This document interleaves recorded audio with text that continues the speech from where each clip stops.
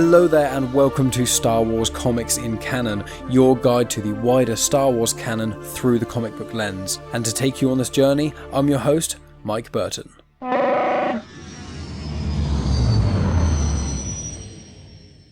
And so brings episode 43. So guys, this week I am tackling the Age of Rebellion comics. Now in previous episodes I've already tackled the Age of Republic comics. Age of Republic is from the prequel era, the Age of Rebellion is from the original trilogy era, and then the Age of Resistance is going to be the sequel era.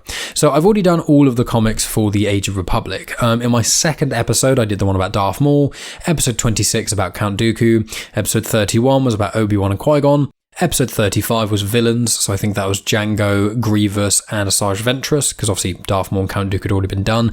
And then 39 was the last of the heroes, which was Anakin Skywalker, Padme Amidala, the Rex and Jar Jar story, and the Mace Windu story, because the other heroes I'd already done as well in the Obi-Wan and Qui-Gon one. So I'll include those in the description because I've just thrown loads of numbers and random names at you. But essentially the Age of series is a group of one-shot comics. So they're individual comics, they focus around a specific character, and each set of them also has a special, and the special normally has 3 slightly shorter stories in there as well. So this week is basically going to be the villains. I'm going to try and tackle all of the villains ones because I've got them in a nice little trade paperback, so it's quite easy to do them all at once. So in this it's going to be Tarkin, Boba Fett, Jabba the Hutt, Darth Vader, and then IG-88. IG-88 is in the special. Now, so Tarkin, Boba Fett, Jabba and Vader, all of those ones are written by Greg Pak.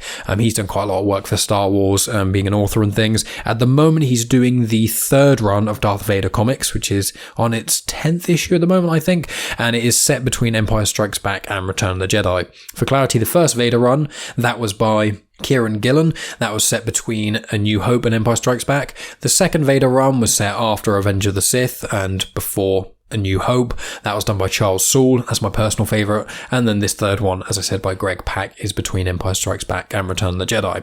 So, with all that information in mind, let's get on to sort of the releases and things. So the first batch of the Age of Rebellion Villains series was Tarkin. That was the first one released, and that came out in April 2019. The 5th and final one was the Vader comic. That was in June 2019. The trade paperback collection of Villains, which is what I've got, that was released in September 2019. And then the hardcover of Age of Rebellion, that was released in June 2020. Now, the Age of Rebellion hardcover, that includes all of the heroes and all of the villain stories. And so for clarity, what you can expect from this episode is I am basically going to go through each of the characters and give background information, fun little random facts, and then tell you what happened in the comic itself. So we're going to be starting with Tarkin. So with Tarkin, let's start off with the issue itself. So as I said, it was released in April 2019, and the writer is Greg Pak, as he is for all of these ones except the IG-88 comic, which I'll get onto later on. So the artist for the Tarkin one was Marc Laming, or Laming, and the colourists were Jordan Boyd and Neeraj Menon. And the story in particular is called Tooth and Claw, but just before I get into that sort of stuff, here's some background information on Tarkin. I just want to clarify as well, I had to look up a fair amount of this stuff because I know a fair amount about Tarkin, but the majority of information about Tarkin, about his sort of backstory and things in canon, is the novel Tarkin, and I will confess I have not read that novel.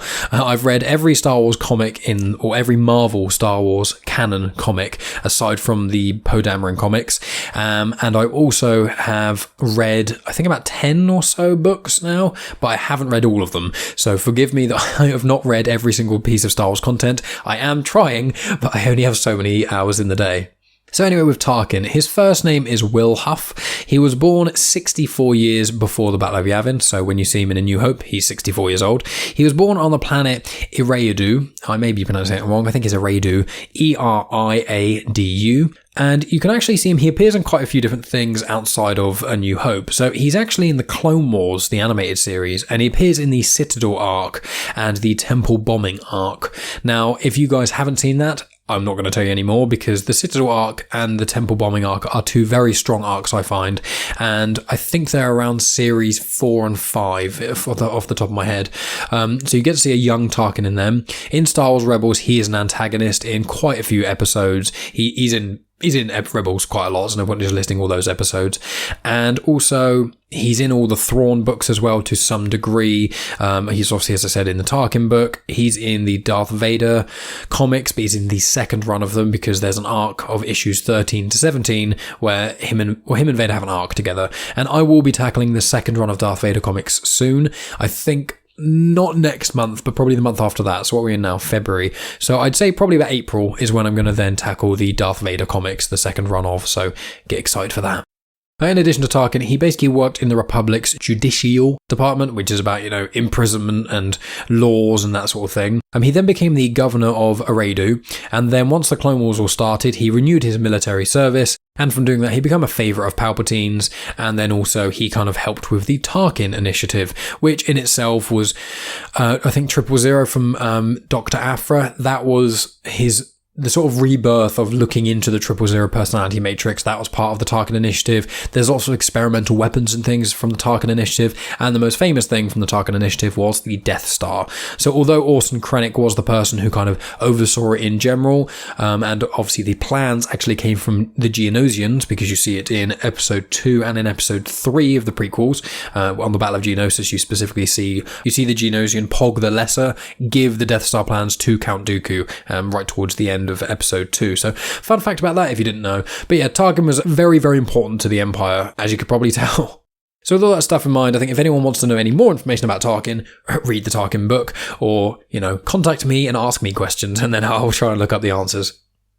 And also for clarity, a lot of people know Tarkin as Grand Moff Tarkin. Now, just for clarity, his name isn't Moff. As I said, it was a Will Huff. Grand Moff is the highest rank in the Empire, aside from, obviously, Palpatine is the Emperor. I think Vader's kind of classed as the Emperor's hand, and I think that Tarkin didn't outrank Vader, but Vader didn't outrank Tarkin. They were pretty even, and Tarkin could get Vader to do quite a lot of things, depending on basically what Palpatine thought. He was almost like the tiebreaker if they had a little squabble and things.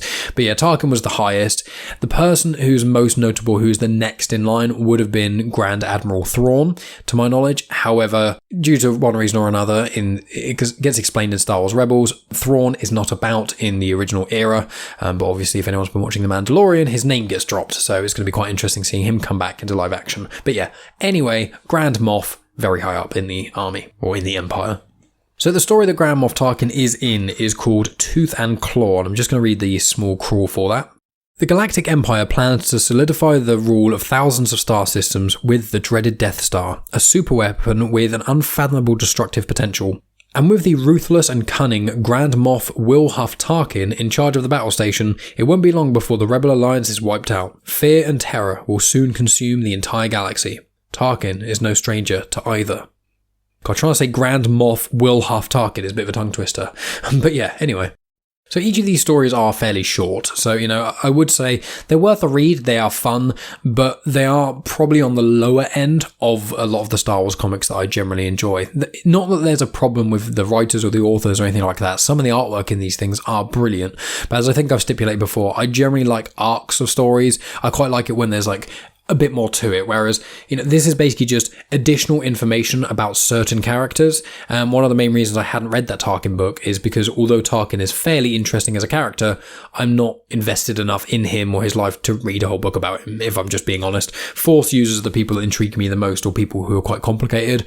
Tarkin is not really that complicated. He's fairly simple, he's driven, he's dangerous, and he's incredibly clever and cunning. He's not a very deep character to really get to know, but I would say this comic does actually add a bit more.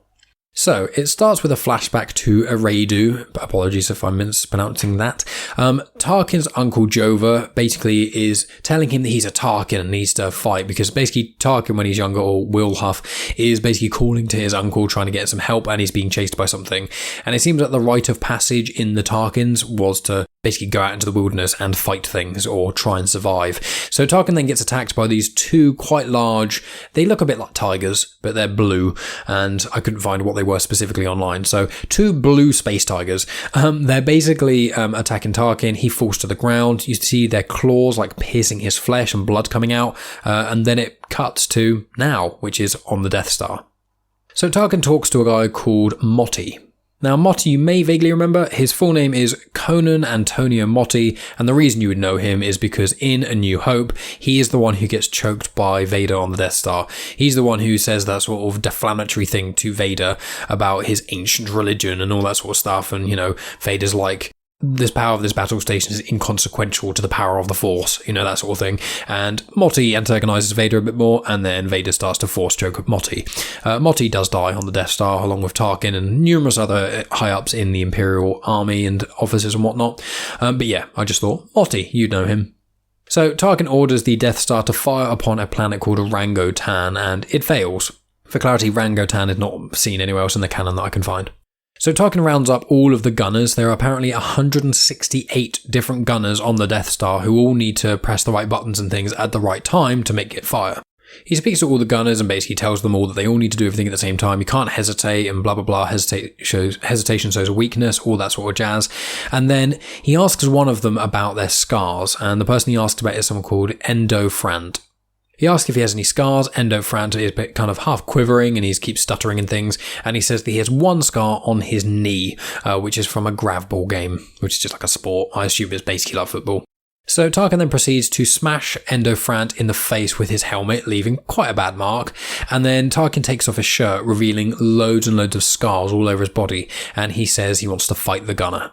The gunner seems quite baffled by this and confused on what really is going on, and Tarkin brings out this knife that appears to be of the cat claw that you saw in the flashback initially. He gives the gunner a vibro blade, which is just, in very quick and layman's terms, it's a blade that's stronger than just the metal itself. It's kind of, I don't know, a super blade. It's not like a lightsaber, it's not that good, but I'm pretty sure that in The Last Jedi, when you've got the Praetorian Guards in the throne room with that scene with Rey and Kylo and things, I'm pretty certain that their weapons are vibro weapons. So I think a lot of them higher quality ones can kind of combat a lightsaber in some ways, but they basically tear through flesh pretty well. So anyway, the gunner, Endo Frant, gets given this vibro blade while Tarkin's got this cat claw knife thing. They have like a little tussle. I say tussle. Tarkin stabs him pretty violently in the arm and then gets him basically from the throat and does it's like a sk noise, and it goes right up the guy's throat and seemingly kills them. It then flashes back and it actually shows this gunner to be speaking about his scar on his knee, and he's kind of staring at Tarkin waiting for a response. Clearly Tarkin imagined all of that stuff. And so I just want to read sort of a monologue from Tarkin. You guys all know what Tarkin's like, so you can kind of tell what this is going to be, but it's pretty good. So this is what he's saying to all the gunners on the Death Star, basically moments before the thing with Alderaan happens.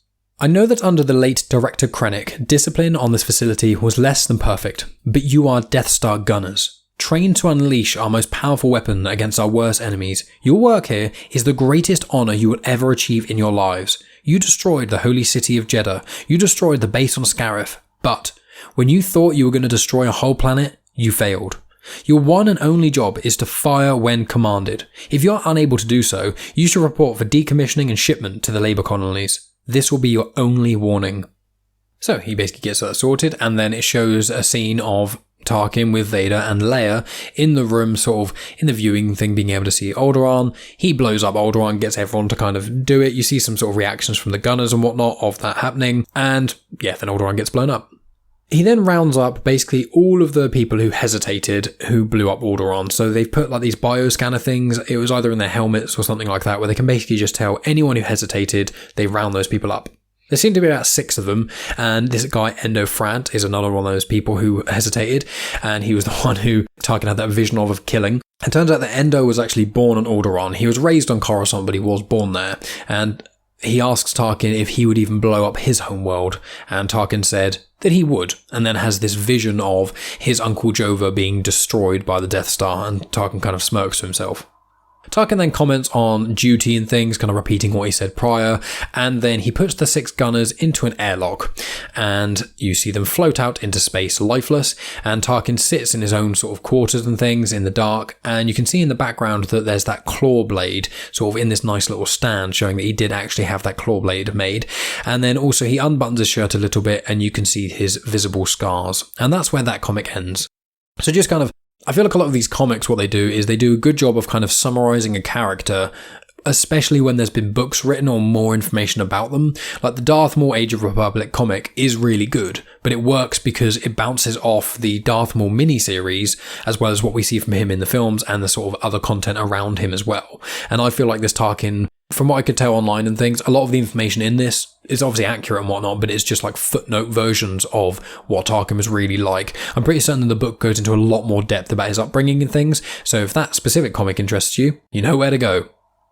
So the next comic on the list is the Boba Fett comic. Now this comic was written, as I said, by Greg Pak. The artist was Marc Laming once again, and the colourist was Neeraj Menon, just like the previous one. Now Boba Fett, information about Boba Fett is kind of difficult. There was a lot to him in Legends, like a lot, but it got quite messy and things. So they're kind of trying to redo it in the canon. There's a whole debate on whether or not he ever was a Mandalorian or a true Mandalorian and things. If you want the information specifically about that, I would say watch the show The Mandalorian. I'm presuming most people listening to this already have, but I would say spoilers, but it's been a couple months now. Boba Fett appears in that. There's the series coming out, the Book of Boba Fett as well. It's going to go into probably even more detail about that, but yeah, check that out. So Boba Fett, he was born as you guys probably know, he is a clone of Jango Fett. Unlike the other clones in the Republic Army, he was unaltered. So the clones in the Republic Army all have age acceleration, so they age twice as quickly, just so, the Kaminoans could train them up quickly and get them ready for battle. Boba Fett was not, he's just a clone. He was born 32 BBY, so 32 years before the Battle of Yavin. So when you see him in Empire Strikes Back is about 3 years after A New Hope, so he would be around 35 years old in Empire Strikes Back. Which means that probably in The Mandalorian he was just over 40 or so. Jango Fett was one of the galaxy's best bounty hunters, and then Boba Fett rose to a very similar level of infamy, where he was also one of the biggest bounty hunters. I would also flag, if you want even more information about Boba Fett, you've already seen The Mandalorian, you've already watched all the episodes of the Clone Wars that he's in, and you want even more, there's a new series out, which is once again around issue 10, and it's called Bounty Hunters. Boba Fett features in the first arc of that quite heavily, and it's quite interesting to see him in that. He also appears in the first arc of the Star Wars and the Darth Vader comics, so the first run of Star Wars comics and the first run of Darth Vader comics, which I do tackle on this podcast. I tackle the Star Wars comics where he features in, where he goes toe-to-toe with Luke, which is quite an interesting confrontation. That's on episode 9, Star Wars comics in canon, and then I tackle the episode where he's more involved with the Vader comics a little bit. That is episode 15. And for clarity, in Clone Wars, he is in episode 20 of season 2, and then he's in like a 3-part arc as well. He tries to get revenge on Mace Windu. This is him when he's still a boy, so when he was in Attack of the Clones and things, still voiced by the same guy as well, which is quite cool. And so it's quite interesting seeing Boba Fett in the Clone Wars series see how he got to where he was, because after Jango was killed in Attack of the Clones, he was raised by Cad Bane, he was shown the ropes of bounty hunting by Cad Bane, by Aurra Sing, by Bossk, he features in it. I think Dengar's in 1 or 2 episodes as well, so all the bounty hunters that are kind of associated with Boba Fett are in the Clone Wars with him, except obviously Cad Bane is nowhere to be seen since the Clone Wars, and I have a feeling he's probably going to appear in the Bad Batch. And then Aurra Sing was noted to have been killed by Tobias Beckett in the Solo movie, and Solo, I think, was around 10 years after episode 3. So I've just thrown loads of information at you guys. Boba Fett's in quite a lot of things. Watch the Clone Wars, watch The Mandalorian, and read the Bounty Hunter comics, and read or listen to the first arc in the main run of Star Wars comics. So the story that Boba is in, it's called Hunter's Heart. So the little crawl here, it's quite short. Criminals across the galaxy tremble in fear at the mere mention of the name Boba Fett. He is a bounty hunter without equal. What drives the man behind the Mandalorian mask? I will say this one as well, this comic specifically has some of my favourite artwork in the Boba Fett one, so if you're really big into artwork more so than plot, check this comic out. So it starts on a planet called Karajan, which I couldn't really find much mention of elsewhere. There's a gentleman called Zingo, and he is threatening this woman about something, and then a colleague of Zingo's notices Boba Fett coming in from a distance. He's riding this sort of mechanical horse thing, and as he sort of comes in, she runs away when they're distracted, and the colleague of Zingo is called Turfitch, and Turfitch basically says, oh god, Boba Fett's coming, what are we going to do? And they both kind of looked a bit freaked out, and then Boba Fett just goes right past them, and they see there's a body of someone on the horse thing that he's riding, and Zingo's like, oh, he's not coming for us, he's already got his kill, we don't have to worry about it, he's not going to start a shootout over nothing. And one of the things that actually Turfitch says is, you can't fight Boba Fett, which is quite a cool little comment. So Boba heads to sort of this nearby guild. He gets 50,000 credits for the person that he got, and then this woman says to him, oh, do you want to go to a spa? I can knock 3,000 credits off this 50k. You can go to a spa, maybe relax a little bit. He completely ignores her and then just looks for the next job, and the next job is for Zingo. So it shows that Zingo has been hiding in the sort of cave and things, and him and Turfitch are talking about their speeders. They're all ganked up, as they call it, and basically covered in sand and things. I think there's a bit of a sandstorm going on. The friend warns of Boba Fett coming, and he also says that they're low on water. So what Zingo does, he agrees that they're low on water, so he shoots his friend in the chest and goes off on his own. Boba then shortly after finds that friend and gives him some water, as in Turfish, gives him some water and things, and then Turfish tells Boba Fett where Zingo is and says, you're going to get him, because obviously he was betrayed by Zingo. Boba Fett then can see Zingo quite far in the distance, but he uses some sort of sniper rifle thing and manages to shoot Zingo in the sort of shoulder arm area. Zingo continues to walk and he goes across the Death Plains. And then he gets to this sort of vague civilization in some ways, and this Rodian calls out to him and is, oh my god, did you just cross the Death Plains and things? And he's making quite a lot of fuss about Zingo going across the Death Plains. So Zingo shoots the Rodian. And then lots of other people around start screaming and running away, and Zingo starts to shoot all of those people as well. Boba then arrives, and the villagers are all kind of hiding and things like that, and Boba Fett comes up and seemingly kills Zingo, which saves all the villagers. And they're all being very thankful to him and thanking him for saving and all that sort of stuff. And he basically just ignores all them as well, because he clearly isn't fussed by that sort of thing. He goes to the guild, he trades in Zingo for the money for the next thing, and then people follow him to the guild. And one of the people following him was one of the villagers and things, and he's basically saying, look, thank you so much, I've really got a job, there's other mercenaries, you can help me in other ways, I'd happily pay you and things. And Boba Fett sees the new job, and the new job is the face of the villager that is asking him for help. And as Boba Fett sees this, the man is saying, Boba, please, we need your help. We've seen what you do. You hunt bad men, murderers, criminals. And Boba Fett cuts him off and says, no, I hunt bounties. And he turns around, aiming the gun at this guy who has been following him and thanking him. And that is where the comic ends. So it kind of furthers that Boba Fett is not necessarily a good person, or he's almost certainly not. He's quite morally grey in the sense of he'll do what he can to survive, including killing, which in the Star Wars universe isn't so different from a lot of other characters, but he will just kill or get people just because they've got bounties. Either it's in the Clone Wars, they kind of allude to it being a pride thing where he wants to kind of live up to what Jango was, or maybe even surpass that. Other places it's kind of been alluded to he just wants the credits or the money, maybe he's saving up for something. Who really knows? But I would feel like from his character it is more about he's got this vague code and he just wants to be the best bounty hunter there is, and that's kind of his life now. And I think in The Mandalorian it does show that a little bit, where it shows him to be quite moral to begin with, and then the more you see of him as the series goes on, he becomes less clearly a morally good person. And I think this comic kind of shows that fairly well. I will say that Boba Fett in the comics is quite a lot more brutal than he is in The Mandalorian, especially in the first arc of the main run of Star Wars comics, in that he is pretty brutal. There's one point where he's torturing someone just to get the location of Luke Skywalker, and it's quite heavy. But obviously I don't know how much of that is going to potentially change for the Book of Boba Fett. Obviously there's a post-credit scene for The Mandalorian, which I recommend people check out. That would allude to that maybe Boba Fett is a bit more evil than people give him credit for, but we'll see about that. But as I said, that's that comic. It's fun, but if you want a bit more Boba action or things like that, and you want something a bit more dense, just something a bit more satisfying to read, I'd say give the Bounty Hunter comics a go, because they're really cool. And I will be kind of tackling them going forward. There's a comic called Target Vader that's basically like a prequel to the Bounty Hunters comics. So I think that's going to be the next mini-series I tackle. So that might even be in 2 weeks. So next up is the Jabba the Hutt comic, and this is called Great To Be Jabba. So this comic, although written by Greg Pak once again, actually has 3 artists and 3 colourists. So the 3 artists are Emilio Laiso, Roland Boschi, and Marco Turini, and the colour artists are Andres Mossa, Rachelle Rosenberg, and Neeraj Menon. So let's give you some nuggets of information about Jabba. So Jabba the Hutt isn't his true name. His actual name is Jabba Disilegic Tiur. Tiur, T-I-U-R-E. So Jabba Disilegic Tiur. Obviously he is a Hutt, so that's why everyone just calls him Jabba the Hutt. He was born 600 years before the Battle of Yavin. So when we see him in A New Hope, maybe a controversial place to choose where people see Jabba the Hutt, but when you see him there, he's basically 600 years old. When you see him die in Return of the Jedi, he is 604 years old.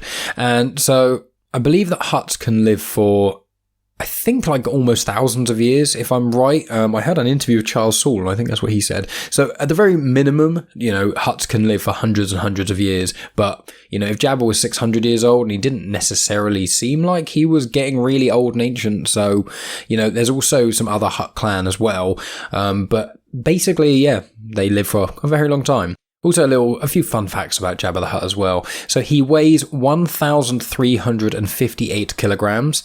He is also 5'9" tall, or 1.75 meters tall, and he is almost 4 meters long. He's 3.9 meters long, which is about 12 foot and 9 inches. And as well as Jabba, there's also a few other Hutts worth mentioning. There's Zero the Hutt, who features in the Clone Wars movie, which I don't really recommend to anyone, but Zero does also reappear in one of the Clone Wars episodes that's kind of like a follow-up to the movie in some ways, so that's not too bad. Grakas the Hutt, I've mentioned him before. He is in the second volume of the main run of Star Wars comics, and he also appeared in Star Wars Episode 35. So he appeared in the Star Wars comic number 35, which I tackled on one of the episodes of Star Wars Comics in Canon the last couple of weeks. So if any of you have been paying attention to all those, Grakas the Hutt is the one who's got like a big artifact collection of Jedi, and he's also ripped. He's got like an 8-pack, and he also has like almost millipede legs that are robotic, all coming out the bottom of his slug-like body, so pretty terrifying. And then there is Suther the Hutt, and they appear in the Dr. Aphra comics. In fact, they were featured in the Dr. Aphra comic I tackled last week, which is Dr. Aphra and the Enormous Prophet, so episode 42 of Star Wars Comics in Canon. So make sure you check that out if you want vague amounts of information about Suther the Hutt.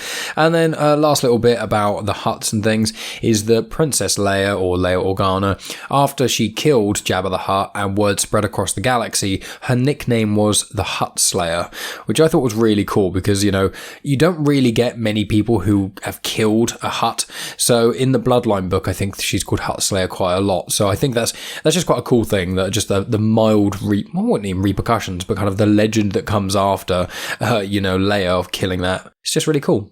So let's get on to the comic itself. So as I said earlier, the comic is called Great To Be Jabba, and the crawl for it is, in the Outer Rim, the desert planet of Tatooine is ruled by the ruthless gangster Jabba the Hutt. Unforgiving and incredibly influential, Jabba attracts the most unsavory characters from across the galaxy to do his bidding. So the comic starts on Canto Bight, and Canto Bight, you may recognise it because it is in The Last Jedi, and it is when Finn and Rose go off to basically the casino planet, and then there's that whole side story, which is arguably one of the most boring parts of The Last Jedi, even though I thoroughly enjoy that movie. But Canto Bight, aesthetically, it's a really, really cool place to see, and I'm actually glad it's in the canon because I want more things to happen in Canto Bight. I know there's a book about it, which I haven't read, in being honest, but I would quite enjoy maybe a mini-series set around Canto Bight, or even like a little, I don't know, maybe a series, or just it featuring in some other live action stuff. I quite liked the look of it, and I liked all the variety of aliens and things, so yeah, Canto Bight. So the comic starts with a gentleman ordering something called the Tuscan Wind, and one glass of it costs 10,000 credits, which is obviously a lot. And 3 people at one table drink it, and they all let out this big ooh, ah sort of noise. And then they say, it's like 1,000,000 stars in every cell of my body. And when people kind of see that and hear that, a lot of the other people around the casino are like, all right, I'll have some. Oh, let me have a shot, etc., etc. And the bartender says, look, I'm really sorry, we're completely out. And people are like, well, go get some more then. And they're like, well, we only get it from one single supplier, and they're on Tatooine. And who do you think that could be? Yes, it's Jabba the Hutt. Who could have guessed in the Jabba the Hutt comic, eh? So at Jabba's palace, there's some Tuscan raiders that request Jabba's help with some Jawas and Imperials. Essentially, they're going across sacred land and causing problems for the Tuscans. They kind of try and force Jabba a little bit. They kind of half threaten, and Jabba gives them this sort of look and says, look, back off. And then after they've sort of calmed down, Jabba goes, okay, I help you guys, that's fine, I'll get it sorted, don't you worry. And then they wander off.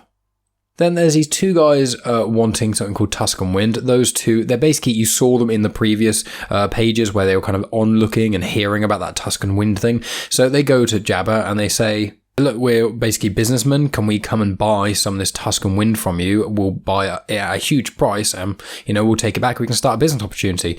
And Jabba says, oh, you mean this? And he's got this really large vial that he keeps in this weird chest next to his strange throne.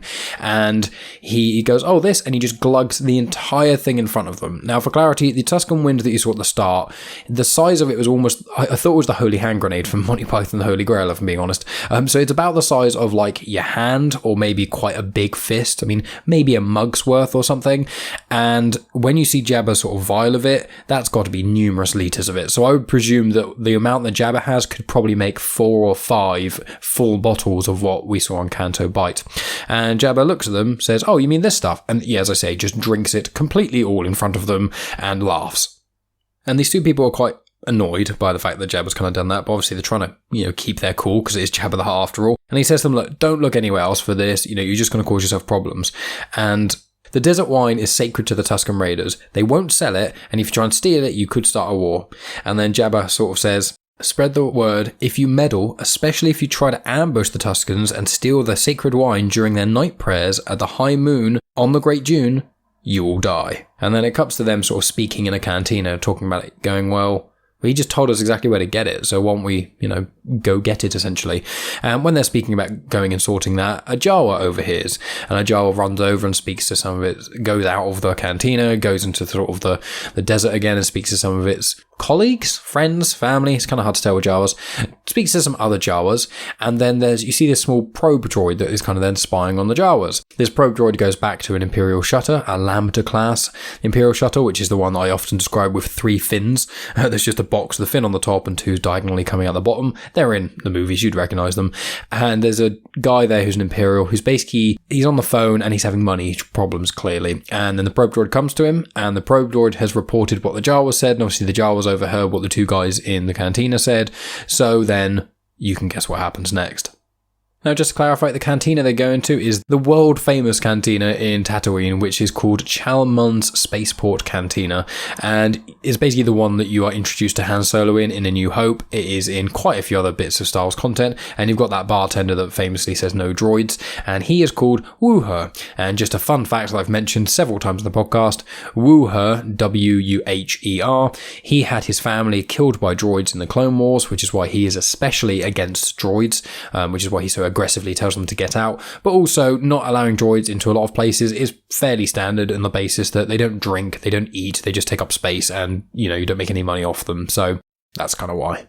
So anyway, it cuts to nighttime, and those 2 guys I mentioned are basically climbing up this sort of dune and things, looking around, and they said, well, no one's actually about here. What was Jabba talking about? Then some Jawas start appearing with some battle droids, funnily enough, so they've obviously put some pieces together. There's just the sort of standard battle droids you saw from Phantom Menace, and there's also some super battle droids, which are the sort of grey, chunkier ones that don't really have very big heads, that have got sort of wrist rockets and things like that.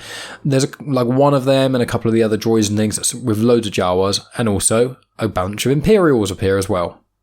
You can see Boba's kind of hiding out, Boba Fett. He's kind of hiding out nearby, quite far away, but with like a sniper rifle, and he shoots one of the individuals. Once that happens, there's a massive shootout occurs, and basically everyone there, probably with the help of Boba Fett shooting a few of them, everyone just wipes themselves out. The Tuscans then return to Jabba the Hutt, thanking him for what he did, and as a gift they give him this giant wet yarn ball, as in, it's like a ball of string or ball of yarn, but it is absolutely massive. It's like the size of maybe a beanbag or something. Jabba says thank you very much, he accepts the tribute, he says he's going to make sure that they remain unbothered by Jawas, Imperials or anyone else, and then Bib Fortuna, who's the Twi'lek, you'd recognise him, he's got pink skin, Leku coming off his head, which are like tentacle-ish things, and he's the one that Luke Skywalker does the Jedi mind trick on. And if you're watching The Mandalorian and you finished it, you'll notice who appears in the post-credit scene is Bib Fortuna, so yeah, fun fact. And he basically says to Jabba, I regret to inform you, but a Coruscant cartel figured out how to synthesize the desert wine, and now it's basically worthless. And Jabba says, no fool, and he drinks this yarn ball that's sopping wet. He kind of squeezes it out and drinks it all while everyone's just kind of standing there watching him drink it all. He does this big burp and steam comes out of his mouth, and he says, it was priceless. And then everyone kind of goes, yeah, or all the Tuscan Raiders do some sort of, it looks like they're happy, it just says that, I can't read the Tuscan Raider language, so I presume they're happy, and that's where the comic ends. Now, I do really like this comic all the way up to the very end. I maybe someone needs to explain it to me because I'm a pleb, but I don't really understand the ending. Like, I get he gets the big yarn ball thing, he drinks the water and he's that, but it's like, oh, this stuff is now worthless. And he's like, no, it was priceless. And everyone cheers. And I'm like, well, but it's still worthless though. Like, I don't get... Why are you so happy about that? Like, is he just saying it for the Tuscan Raiders? Is he kind of, as it's like a symbol to them? Like, he likes that wine. He wants the real thing. Tuscans will give it to him to ensure they're safe. I guess maybe to him it's priceless because of the sort of the loyalty it instills in the Tuscans or the sort of trading thing. I'm not 100% sure, and it kind of, I don't know. I didn't like that specific end that much, but I would say the Jabba comic is maybe my favourite of all these comics. The IG-88 one is really cool. I'll be getting onto in a minute. And the Vader one is excellent, but then again, almost everything involving Darth Vader is excellent, because all you need him to do is swing a lightsaber and kill someone, and I'm probably going to enjoy it. So anyway, with that in mind, let's get on to the Vader comic. So the Vader comic, as I said, written by Greg Pak. The artist is Rámon Bachs, and the colourist is Stéphane Paitreau. I do apologise if I'm mispronouncing that. This comic is called To the Letter, and here's the crawl. The Republic is no more. The Jedi Order is destroyed. It is an age of a new empire. Emperor Palpatine rules the galaxy with his mighty and mysterious apprentice, Darth Vader, at his side. Vader has slaughtered many Jedi and brought entire star systems to heel, so what more does the Dark Lord have left to prove? And to learn? Now, I hope this comes as no surprise. I'm not going to give you loads of information about Darth Vader. You know, it's probably the most famous character, arguably, in all of Star Wars, with a huge amount of screen time and everything else I've tackled on this show already. Just listen to some other episodes of Star Wars comics in canon if you want other Vader stuff. I seem to tackle something to do with Vader every few weeks, so, you know, keep an eye on that. So the comic starts on a planet called Namzor, which I couldn't find a record of anywhere else, and there's a Star Destroyer basically overhead. There's some sort of incursion going on, and then the Governor R, as in A-H-R, or Air, he's on the Star Destroyer, and basically his subordinate says to him, look, don't bomb any further, because there's coaxium down there, and if you bomb it, it's going to blow up all of the coaxium and everyone down there, and kind of the majority of the reason we came here is to get the coaxium. Now, just for clarity, in case you guys may or may not recognise the name Coaxium, it was actually first in Solo, a Star Wars story. Now, technically, it was actually in a Han and Chewie book by Cavan Scott that was kind of like for the run-up of Solo, but I have a strong feeling that Coaxium was already in Solo, and then Cavan Scott used some of the, you know, material from Solo script to make the Han and Chewie sort of adventure thing to go along with it. So, let's just say for ease, Coaxium first came out in Solo. It also appears in the High Republic, Star Wars Resistance. It's an expensive starship fuel, and it comes from Kessel, as shown in Solo. Obviously, since it being created in Solo, or I don't think it's in Legends at all, Coaxium, to my knowledge. I think it's called something else. So from Solo, obviously, you start seeing it appear in more and more content, so it's quite cool. So anyway, back to the comic. As I said, the Governor Air tells everyone to not blow up the bunker that all the insurgents are hiding in because of the coaxium and things, and then Darth Vader's ship flies down and blows everything up. Air then complains to Palpatine. Vader's right nearby, they're in the same room. He complains to Palpatine, and then Palpatine makes Vader kneel or some sort of show of power sort of thing, and it shows a really cool little flashback, because Palpatine basically says to Vader he hates kneeling, and then it shows flashbacks of Vader having to kneel to the Jedi Council, obviously when he was a slave and doing it for Watto, etc, etc. He's kind of been in chains his entire life, and this is the panel that I've specifically taken a photo of, so you'll be able to see it on Instagram and Facebook and that sort of stuff, but it's a really, really cool panel. I really like this sort of, this aspect of Vader, and that's one of my favourite things about the second run of Darth Vader comics by Charles Soule, so yeah, just want to flag that out there. Palpatine tells Vader that he needs to obey every order the Governor says to the letter. So the next few pages are basically the Governor commanding Vader to do lots of things. So one part is the Governor's subordinate says to him, look, this patrol is lost, there's no way to rescue them, there's all these crazy battle droids on this random planet before, we don't really know what we're doing, and he says, send Vader. Then they're at another battle, and Darth Vader sort of leading a lot of squadrons of stormtroopers and things, and the Governor's subordinate says, oh, we've got them outnumbered. We should have control of the entire moon within the hour. And Governor Air says, tell the troops to retreat, let's just leave Vader there and he can handle it. So Vader manages to do that. He's got a lot of his armour sort of singed and things and a little bit damaged, but he goes to the Governor, and the Governor says, very good then. Then the Governor says, right, let's go to this next place. And his subordinate says, sir, let's not go there. No one's ever, and he says, silence, just do it, we'll go there. So they go to this place called the Cancalo Belt Containment Zone, which I've not heard of before, and the Star Destroyer basically appears. It's basically a massive asteroid field, and the Star Destroyer is there, And what the governor says to Vader is, your mission here is to enter the asteroid belt and destroy the greatest threat you find. His subordinate says to Air, it's Imperial policy not to disturb the... And Air says no. And as it shows, Vader says, okay, just as the governor commands, and he flies towards the thing. It's basically a gigantic, scary crab creature in space. It looks to be almost the size of the Star Destroyer, like its claw itself is like the size of a very large car, if not maybe bigger. So some sort of giant, crazy space crab thing, which I can't say I've seen that before. And Vader flies towards it, gets its attention, and then immediately flies away from it. Then the governor's sort of yelling and things as Vader sort of lands back in the Star Destroyer. He's yelling at him and saying, look, I told you to destroy the greatest threat that you found. What are you doing? And Vader ignites his lightsaber and walks towards the governor. And the governor's saying, the Emperor told you to obey my commands to the letter. Kneel. Do you hear me? And Vader stares, and then he kneels. He kneels and the governor starts to kind of laugh a little bit. And then one of the windows smashes, loads of people get sucked out, and the governor gets grabbed by a giant crab claw. He gets pulled out into space, and Vader says, to the letter, and Vader then pulls down the airlocks around the smashed window, is standing in the Star Destroyer, all of the stormtroopers are kneeling next to him, and you hear Palpatine say, yes, Lord Vader, lesson learned. And that's where the comic ends. It's one of those things where obviously Palpatine was trying to show Vader a lesson in some ways to kind of, you have to play the game. You can't just do whatever the hell you want all the time. But also when someone starts to truly take advantage of you, fight them, take it back. And I wonder if this is Palpatine kind of trying to get Vader to overthrow him. Because that whole Sith rule of two, it's a little bit unclear about sort of how Palpatine felt about the whole thing. Like Palpatine liked to kind of proclaim himself as an amazing Sith and following the rule of two and all that sort of other jazz. But there's a lot of theory that once Palpatine was in power, he thought that was where the rule of two ended. As in, it got to him, no one would ever be more powerful or surpass him, and therefore he was basically going to rule the galaxy, forever or however long he thought he could last. Whereas obviously normally with a rule of two with the Sith, it's meant to be you train up an apprentice, the apprentice learns everything that you can teach it, it becomes more powerful than you, kills you, and then it gets an apprentice. And you just do that cycle forever, or for as long as it takes, and eventually you get a Sith that's powerful enough to take on anyone, while also, learning all sorts of other crazy stuff, and that's what Palpatine was, and that's why Palpatine is one of the most powerful Force users in the whole Star Wars universe. So, with that all in mind, I quite like it because Vader stuff is quite cool, and the artwork in this issue especially is amazing. There's some really, really cool Vader panels that I recommend, but it's just one of those fun, almost switcheroo sort of things, but you can kind of see where it's going, and it's one of those things with these comics, as they are only one shots, there's not that much depth to them, so although I think that Greg Pak's done a great job with some of these stories, they a lot of the time just leave me wanting more. Like I read the Boba Fett comic and I was like, this just makes me want to read the Bounty Hunters comic. And then, I read this little Vader one. And it's like, well, I just want to read the Vader comics now. And obviously there isn't a Jabba the Hutt comic, and there isn't a Tarkin comic either. But if there were, I'd be saying to read those. And with all that in mind, and I mentioned Bounty Hunters, I guess we're going to move on to the last one, which is the IG-88 comic.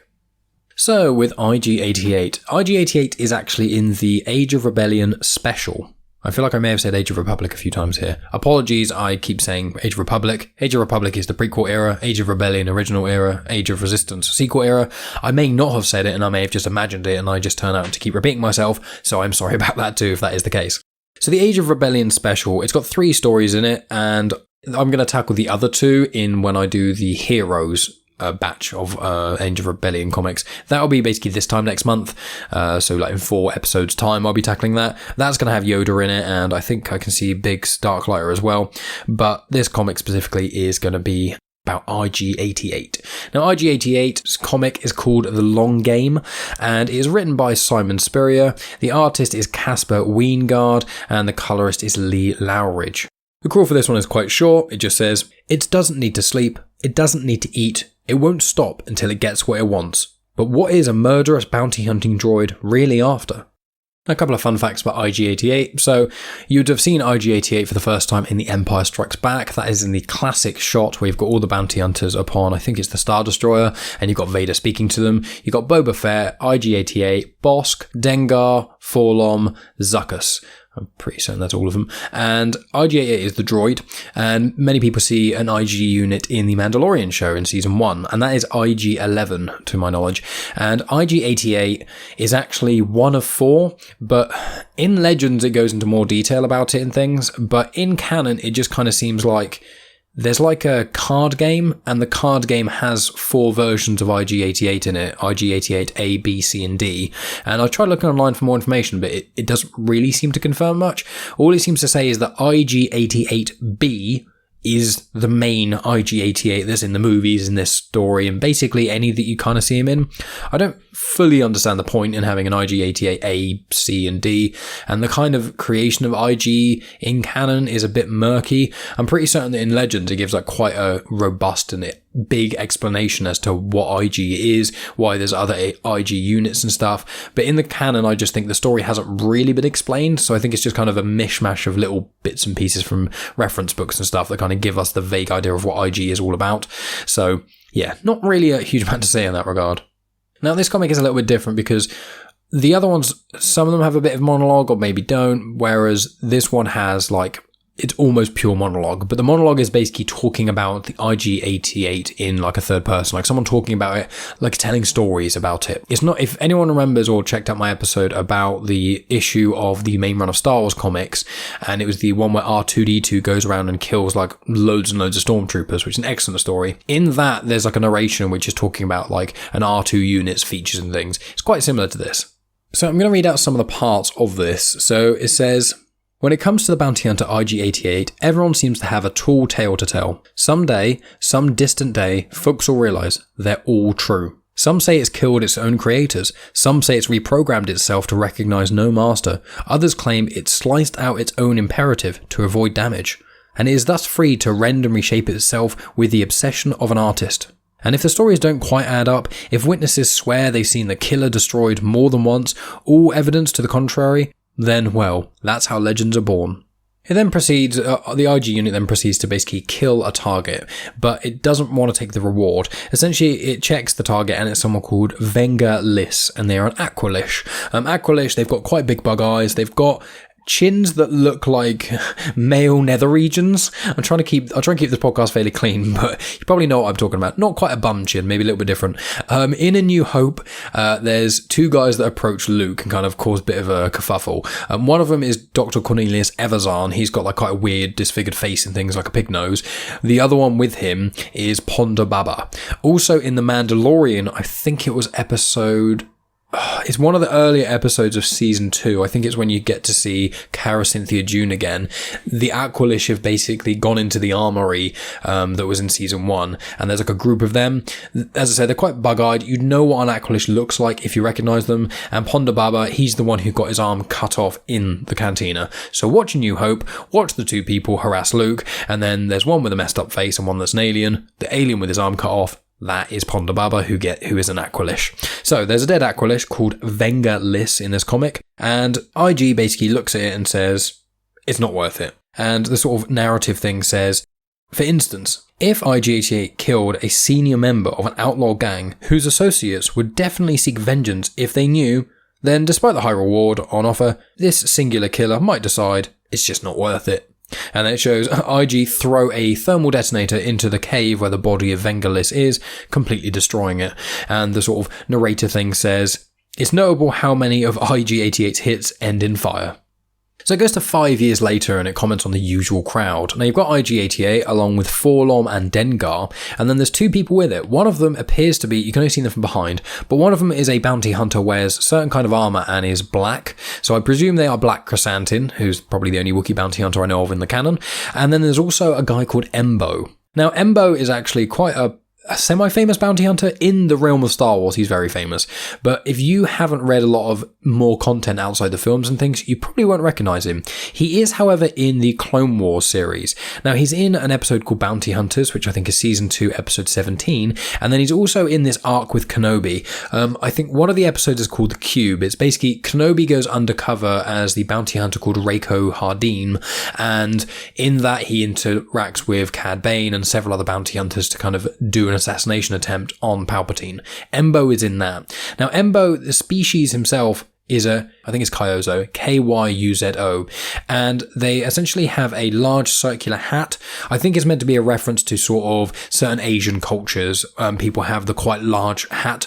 I don't know what it's called, and I apologise if I'm offending anyone, but it's that sort of big, wide, flattish hat. Now he has that, and he uses it as protection, he uses it as a shield, he uses it as a weapon. Kind of imagine like Captain America if he was a bounty hunter, an alien, and wore the shield on his head. That's kind of what Embo is like. And one little fun fact as well about Embo is he's a bounty hunter and things for obviously a long while. And then in the third Aftermath book, which is called Empire's End, which is it's a really good trilogy, the Aftermath books, I recommend it, by Chuck Wendig. They basically say the next year and a half after Return of the Jedi, like what really happens with the Empire. It goes into a little bit of depth about the Battle of Jakku. There's lots of new characters and stuff. It's really cool. Well, Embo shows up in that, and right at the end, he basically does a deal with the New Republic to basically say, if I help you with this, I want basically my whole record clean. They agree to it. He does what it is they need him to do, which I won't spoil. But at the end of it, Embo just gets a farm. He's just been this notorious bounty hunter since the Clone Wars, maybe even before the Clone Wars. So he's been a bounty hunter for like at least 25 years. And at the end of like this, all these wars and things like that, he just wants to retire and he just has a farm to himself, which that in itself, like I want a comic on Embo. Embo is amazing. But yeah, I just thought that was quite cool. And if you watch the Clone Wars, keep an eye out for Embo because he's brilliant. He also has like a hound with him a lot of the time. I didn't note down what his hound was called or what species, so apologies for that. But it's like a wolf thing. So he's just such a cool bounty hunter. Anyway, this whole massive tangent about Embo, who shows up in literally the back of him in one panel, but they all attend this sort of jailbreak that happens, and then some stormtroopers basically tell them, look, go down this way, you'll find the prisoners down there. IG stays around and seems to have a bit of suspicion, and he pulls the helmet off one of the stormtroopers, and it is an alien. Now, for clarity, the Empire are very racist and do not generally allow aliens into their ranks at all. I think Palpatine is racist, but so there by proxy, the Empire is, which is why Thrawn was quite an interesting case, because he's one of the only aliens who ever went any high in the Imperial Army at all. So anyway, IG pulls this helmet off the stormtrooper, it reveals it's not him, and it turns out that it's a disguised prisoner. IG says, well, where are the other prisoners and things? And then all the other stormtroopers around him shoot him. Clearly, they're the prisoners they're speaking of. All these prisoners and things, or ex-prisoners rather, they check the head of IG-88 and check all of his bounties and things. And while they're doing that, the head seems to subtly call its ship.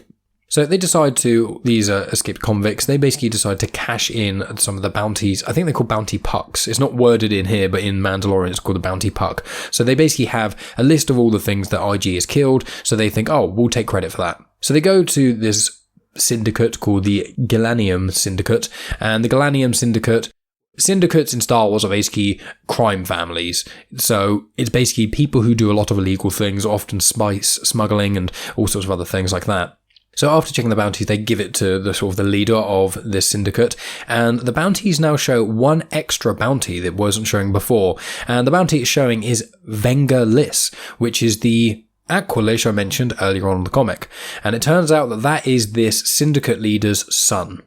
So there ends up being this big shootout between these convicts and things and this crime syndicate, and as that's all happening, IG's ship seems to quietly land. IG's body manages to appear and make quite a big entrance, shooting a lot of people all around, collects up the head, and then IG-88 wipes out everyone else who's left. The sort of narrator thing says, IG-88 could never have taken out the whole syndicate alone. IG-88 is very patient. So it's obviously showing that IG-88 basically orchestrated this whole thing just to basically get extra kills because it was easier. And IG-88's last moments, and the last thing he says in the comic was, worth it. And that's where this comic ends. So there we are, guys. That is the Age of Rebellion villains. I basically have the trade paperback, so I'll be taking a few photos of that for you guys and some panels and things that I think look cool. I will be tackling the Age of Rebellion heroes in 4 episodes time, which is going to have, as I said, Yoda, I think Biggs Darklighter, and then off the top of my head, I think it's Han, Lando, Leia, and Luke. I seem to recall.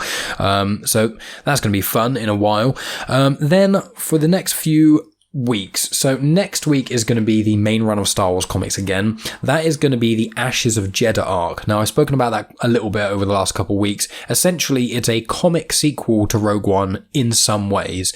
They go back to Jeddah. There's some characters that I remember appearing that are in Rogue One. That's quite cool. So if you really liked Rogue One, it's going to be a really, really cool comic arc to sort of check out and things. And it was also the first comic arc in the main run of Star Wars comics to be written by Kieran Gillen. Kieran Gillen is the gentleman who wrote the first run of Darth Vader comics that has Dr. Aphra in it. And he also wrote the first 19 issues of Dr. Aphra in the first run. And then, funnily enough, the person who took over from Kieran Gillen was Simon Spurrier, who did the Age of Rebellion special. So lots of fun all there.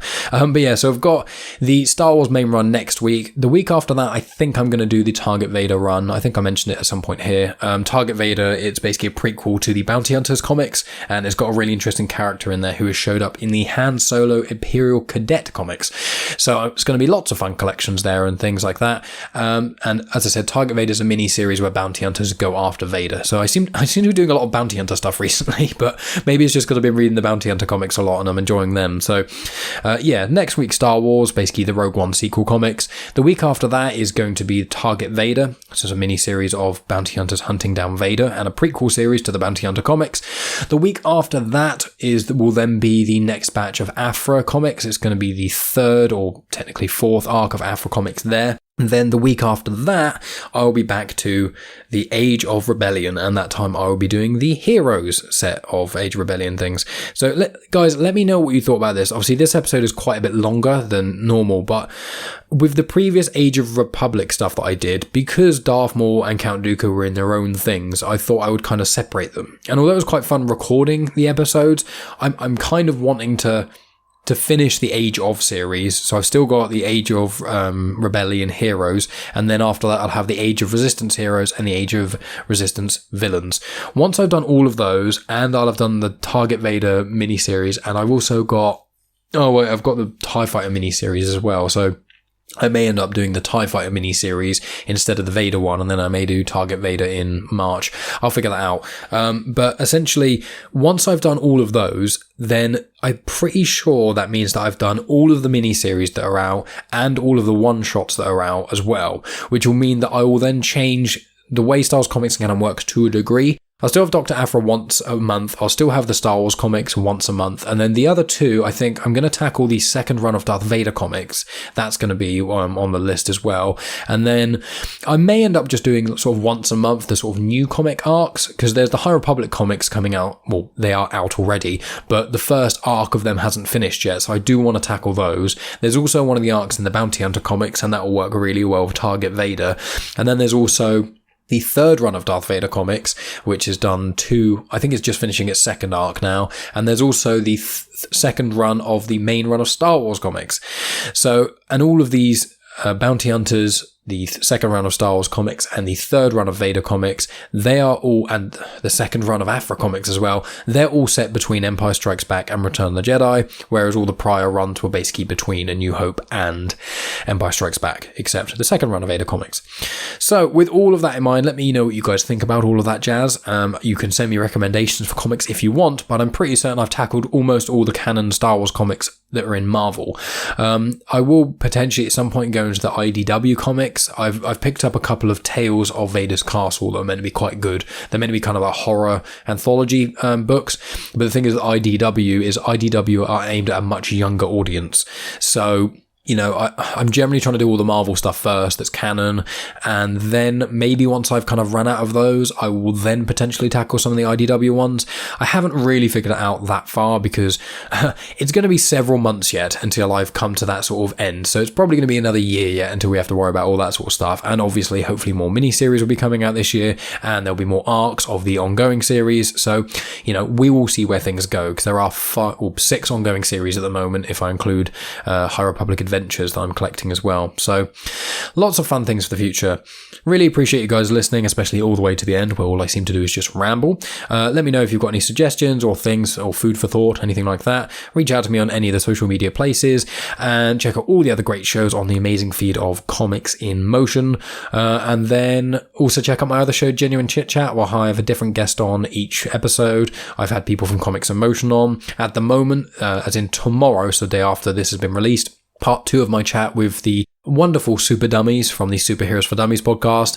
We had a great chat, myself, Dan and Paul. It was quite a long chat, so I split into 2 parts. Part 1 was out last week, and part 2 is this week. So if you want to hear basically the Super Dummies from Superheroes for Dummies talking about comic books and just their general interests and things like that, make sure you check out that episode of Genuine Chit-Chat. That's on its own feed in its entirety, but I think there are links to that in the description. And wherever you listen to Comics in Motion, just type in Genuine Chit-Chat and it will come up. Anyway guys, thank you as always for listening. I'll talk to you next Saturday for the batch of Star Wars main run of comics for the Rogue One sequel comics I'm very excited to get into.